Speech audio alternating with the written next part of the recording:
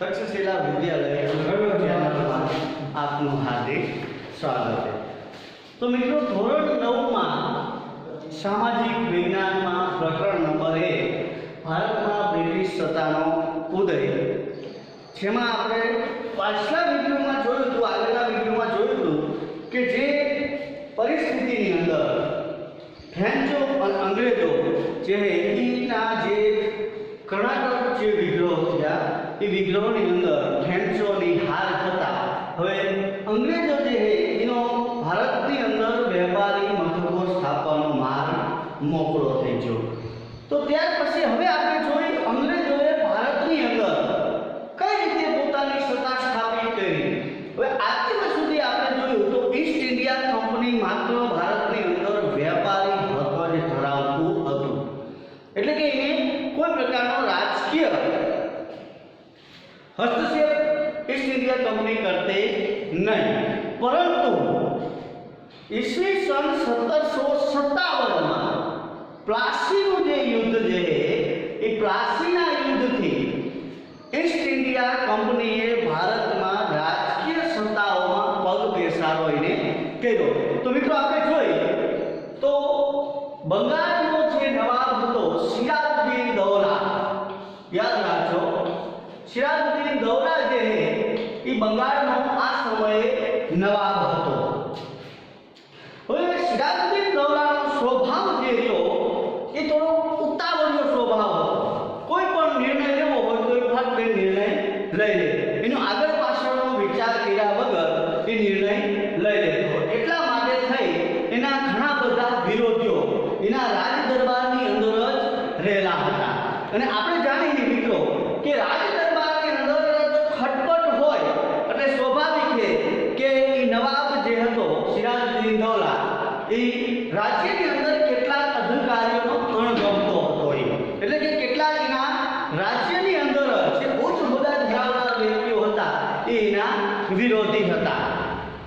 હવે આવા સમયે ઈસ્ટ ઇન્ડિયા કંપનીએ કલકત્તામાં જે પોતાનું વેપારી મથક હતું એ વેપારી મથકની અંદર બહારના આક્રમણકારીઓથી રક્ષણ મળે એવા હેતુથી તેને પોતાના કોઠી જે હતી કોઠી ફરતે કિલ્લેબંધી શરૂ કરી। હવે આપણે જાણીએ કે કલકત્તા એ બંગાળમાં આવેલું છે, એટલે કલકત્તાની આ કોઠીમાં એને રક્ષણના બહાને કિલ્લેબંધી અંગ્રેજોએ ચાલુ કરી ઈસ્ટ ઇન્ડિયા કંપનીએ, જેમાં એને બંગાળના નવાબ સિરાજુદ્દીન દૌલાની પરવાનગી લીધેલી હતી નહીં। અને આપણે જાણીએ કલકત્તા એ સિરાજુદ્દીન દૌલાનો એક રાજ્યનો એક ભાગ હતો, એટલા માટે થઈ નવાબને અંગ્રેજો ઉપર ગુસ્સે થઈ અને નવાબે કલકત્તાની આ જે કોઠી છે એ કોઠીને તોડી નાખી। હવે આ કોઠીને તોડી નાખી એટલે સ્વાભાવિક છે કે અંગ્રેજોના ઈસ્ટ ઇન્ડિયા કંપનીના અન્ય જે વેપારી મથકો હતા એવી રીતે એના જે સમાચાર જે કલકત્તાની કોઠી તોડવાના સમાચાર ચેન્નઈ એટલે કે મદ્રાસની અંદર પહોંચ્યા। અને એ સમયે મદ્રાસની અંદર ઈસ્ટ ઇન્ડિયા કંપનીનું જે સંચાલન છે એ રોબર્ટ ક્લાઇવ નામનો અંગ્રેજ અધિકારી કરતો હોય। તો આ રોબર્ટ ક્લાઇવ જે છે એ રોબર્ટ ક્લાઇવના નેજા હેઠળ એની આગેવાની હેઠળ અંગ્રેજોનું એક નાનું એવું સૈન્ય બંગાળ તરફ આવ્યું। હવે આપણે જાણીએ મિત્રો કે આ સમયે સિરાજુદ્દીન દૌલા પાસે 30,000નું સૈન્ય હતું, જ્યારે રોબર્ટ ક્લાઇવના નેજા હેઠળ જે સૈન્ય આવ્યું એ સૈન્ય માંડ 2000 થી 2500 ની આજુબાજુ હતું। તો સંખ્યાની દ્રષ્ટિએ આપણે જોઈએ કે ભાઈ આ જે જથ્થો હોય એને આ દ્રષ્ટિએ આપણે જોઈએ તો સ્વાભાવિક છે કે આ યુદ્ધની અંદર સિરાજુદ્દીન દૌલાની જ જીત થવી જોઈએ, કારણ કે 30,000નું સૈન્ય સિરાજુદ્દીન દૌલા એ સમયે ધરાવતો હતો, જ્યારે રોબર્ટ ક્લાઇવ પાસે એટલું મોટું સૈન્ય હતું નહીં। ભલે શસ્ત્રથી રોબર્ટ ક્લાઇવનું જે સૈન્ય રહ્યું એ શસ્ત્રોથી સજ્જ હતું, તાલીમ પામેલું હતું, પણ સિરાજુદ્દીન દૌલા પાસે સૈન્યનો જે આંકડો હતો એ મોટો હતો. એટલે રોબર્ટ ક્લાઇવે વિચાર્યું કે સીધી રીતે આ રીતે આપણે સિરાજુદ્દીન દૌલાને યુદ્ધમાં હરાવી શકશું નહીં, કારણ કે 30,000 સામે માત્ર 2,500 સૈનિક જે રહ્યા એ ન લડી શકે, સ્વાભાવિક છે. એટલે રોબર્ટ ક્લાઇવે પોતાની યોજના અનુસાર એને કાવતરું કર્યું. આપણે આગળ વધી જઈએ. સિરાજુદ્દીન દૌલા ઉતાવળિયા સ્વભાવનો હતો, એના કારણે તેના જ રાજ્યની અંદર તેના કેટલાક વિરોધીઓ હતા.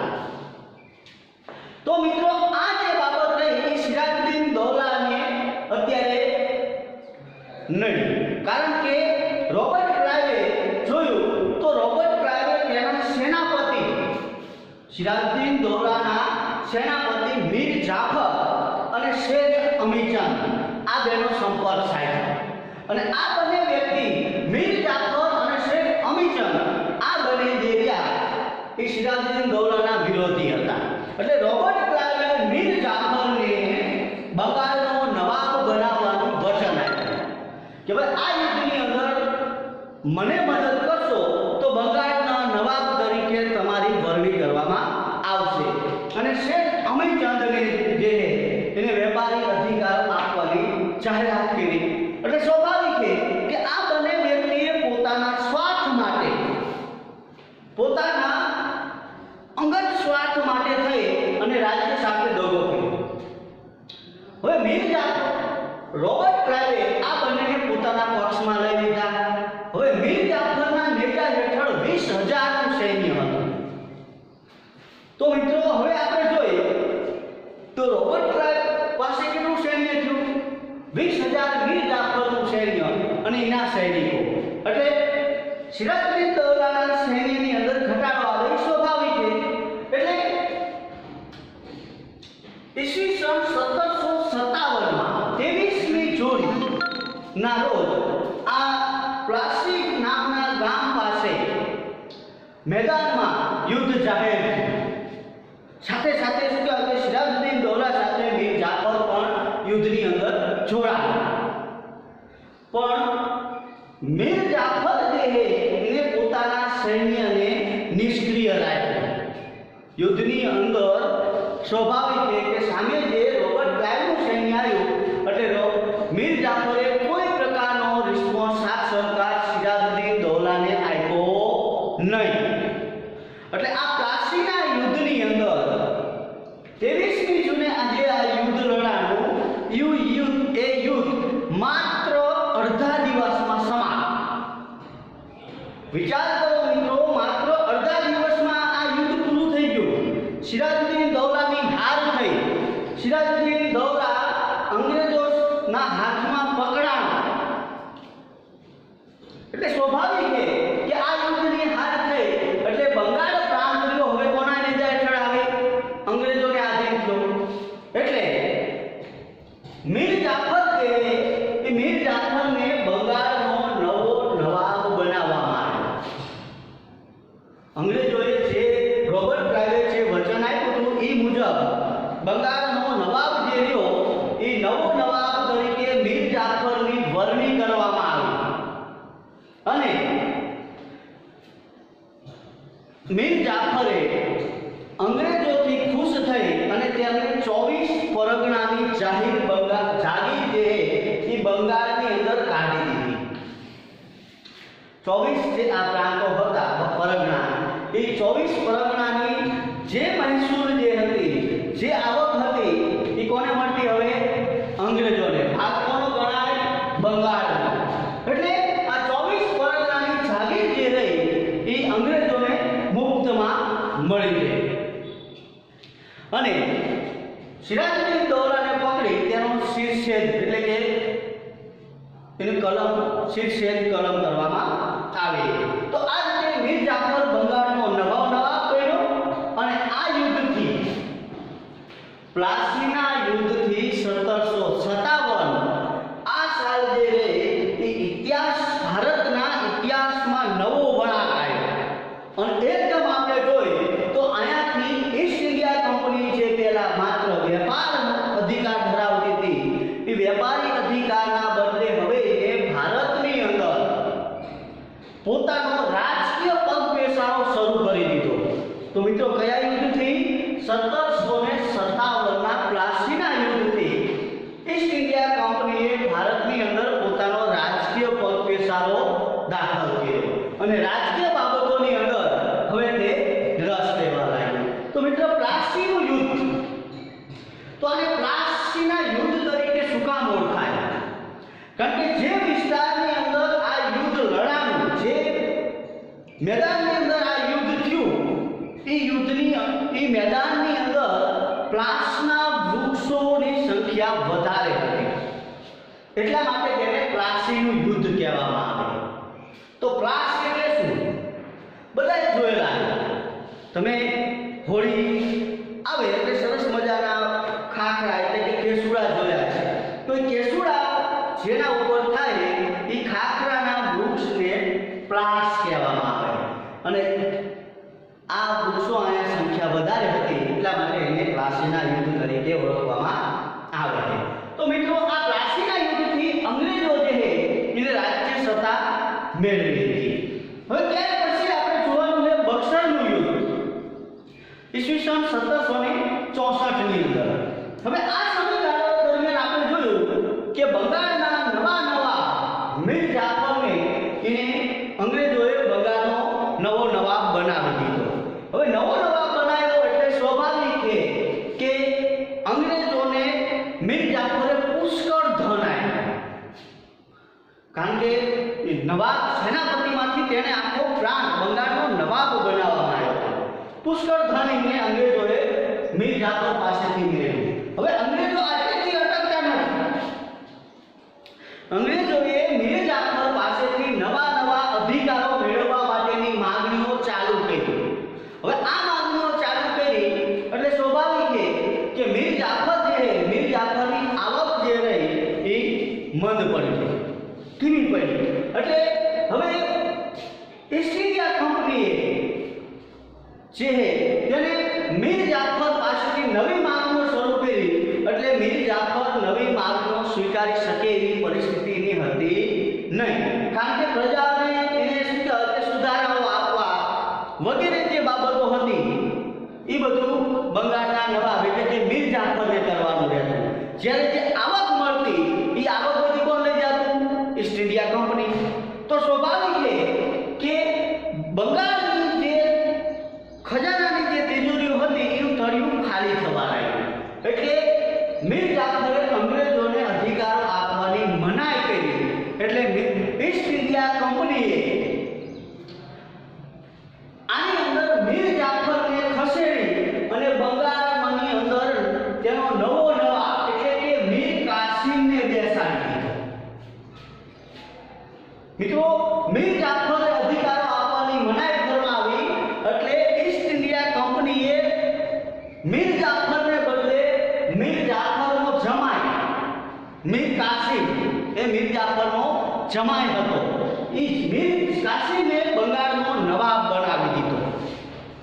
એટલે મીર કાસિમને કંપની ઈસ્ટ ઇન્ડિયા કંપની છે એ ઈસ્ટ ઇન્ડિયા કંપની એ મીર કાસિમને બંગાળનો નવાબ બનાવ્યો, પણ મીર કાસિમ જે રહ્યો એ મીર જાફર કરતા પણ વધારે મહત્વાકાંક્ષી હતો.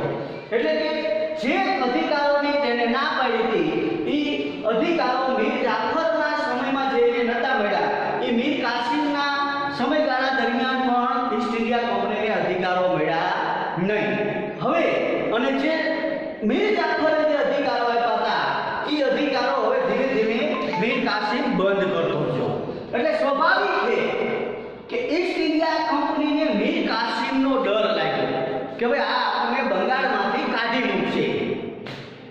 હવે આ પરિસ્થિતિ ઊભી થઈ એટલે મીર કાસિમ જે છે એનો ડર લાગતા ઈસ્ટ ઇન્ડિયા કંપનીએ પાછા નવાબ તરીકે કોની વરણી કરી? મીર જાફરની.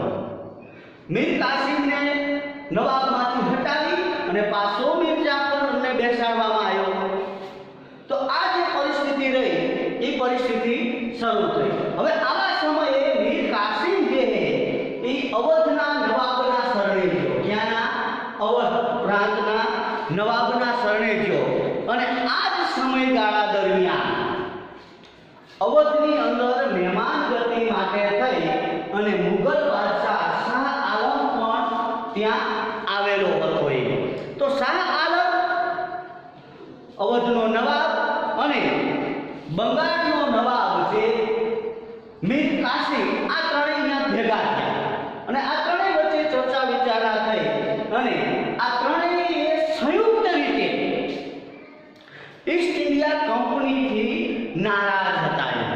કારણ કે ઈસ્ટ ઇન્ડિયા કંપની જે રીતે વેપારી હકો મેળવતું હતું એના કારણે આ ત્રણેય શું કહેવાય કે આવકમાં ઘટ હતી અને ત્રણેય શું કહેવાય કે ઈસ્ટ ઇન્ડિયા કંપનીથી નારાજ હતા.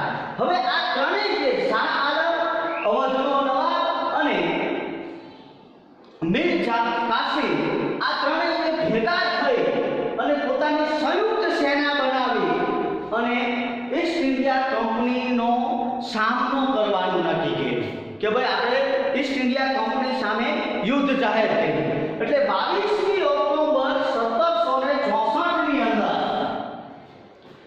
22મી ઓક્ટોબર 1764ની અંદર એક બાજુ ત્રણેય સંયુક્ત સેના, શાહ આલમ, અવધનો નવાબ અને મીર કાસિમ, ત્રણેયની સંયુક્ત સેના અને એક બાજુ ઈસ્ટ ઇન્ડિયા કંપનીનું સૈન્ય વચ્ચે ઘમાસાન યુદ્ધ થયું અને આ યુદ્ધની અંદર સંયુક્ત સેનાનો પરાજય થયો. હવે આ સંયુક્ત સેનાનો પરાજય થતા ઈસ્ટ ઇન્ડિયા કંપનીને ડાયરેક્ટલી બંગાળ, બિહાર અને ઓરિસ્સાની દીવાની સત્તા મળી છે.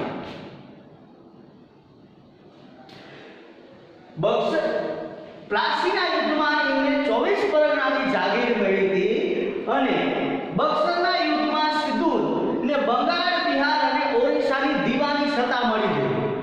તો સ્વાભાવિક છે કે ઈસ્ટ ઇન્ડિયા કંપનીને બંગાળ, બિહાર અને ઓરિસ્સાની દીવાની સત્તા મળી એટલે આ ત્રણેય જે પ્રાંતો છે એ ત્રણેય પ્રાંતોની અંદર જમીન મહેસૂલ જે છે એ જમીન મહેસૂલ ઉઘરાવવાનું અંગ્રેજો એટલે કે ઈસ્ટ ઇન્ડિયા કંપનીએ શરૂ કરી. તો મિત્રો આ બે જે યુદ્ધો રહ્યા, પ્લાસીનું યુદ્ધ 1757 અને બક્સરનું યુદ્ધ 1764, આ બંને યુદ્ધથી ભારતનો જે ઇતિહાસ છે એ ઇતિહાસમાં નવો વળાંક આવ્યો અને આ નવા વળાંકના કારણે આ બંને યુદ્ધથી ઈસ્ટ ઇન્ડિયા કંપનીએ ભારતની અંદર રાજકીય રીતે પગ બેસાડવો શરૂ કર્યો.